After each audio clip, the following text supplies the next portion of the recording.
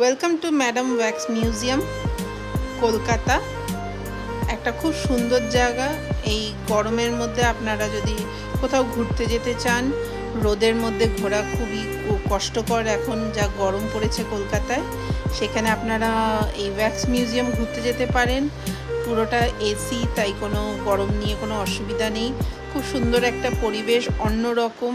সব কটা wax statues যতগুলো আছে, কিছু কিছু তো দেখে একেবারে রিয়েল মনে হবে।